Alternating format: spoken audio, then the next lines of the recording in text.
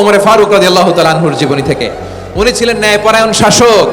রাত্রিবেলা প্রজাদের কি হাল হাকিকত, কি অবস্থা, ঘুরে ঘুরে প্যাট্রোলিং করতেন পুলিশের মতো। তো সারা রাত প্যাট্রোলিং করে সারা রাত তিনি ঘুরেছেন কার কি অবস্থা দেখে শেষ রাতে তিনি ফিরে আসতেছেন। তিনি থাকতেন, সেই বুখারীতে এসেছে, কানা ইয়াসকুনু ফি আওয়ালিল মদিনা, মদিনার উঁচু এলাকায় থাকতেন। তো ফিরে আসার সময় উনি একটা প্রাচীর বেষ্টিত ঘরের পাশে দুইজন নারীর কথোপকথন শুনতে পেলেন। কয়জন নারীর? একজন বৃদ্ধা, একজন যুবতী।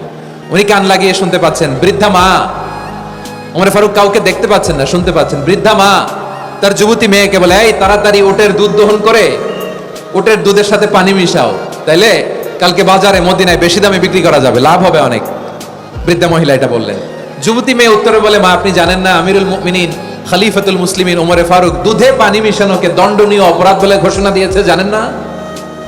এবার বৃদ্ধা মহিলা বলে, আরে পাগলি, এই ভোর রাতে আমিরুল মুমিনিন ওমরে ফারুক আসবে কোত্থেকে?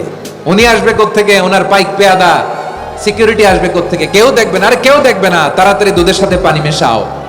এই কথা যখন মা বলেছে, যুবতী মেয়েটা চমৎকার একটা উত্তর দিয়েছে। তিনি বলেছিলেন, ইয়া উম্মি, ও আমার মা, লাউলা রাআ উমর লা রাআ রাব্বু উমর, ও আমার প্রিয়তমা মা, আপনি ঠিকই বলেছেন, গভীর রাতে ওটের দুধে পানি মিশালে ওমর দেখবে না, কিন্তু মা খেয়াল রাখবেন, ওমর যদি নাও দেখে, ওমরের রব কিন্তু দেখে। চিল্লায় বলেন ঠিক কিনা? দিস ইজ কল্ড তাকওয়া। লাউলা রাআ উমরু লা রাআ রাব্বু উমর, ওমর দেখে না কিন্তু ওমরের রব দেখে। চিল্লায় বলেন ঠিক কিনা?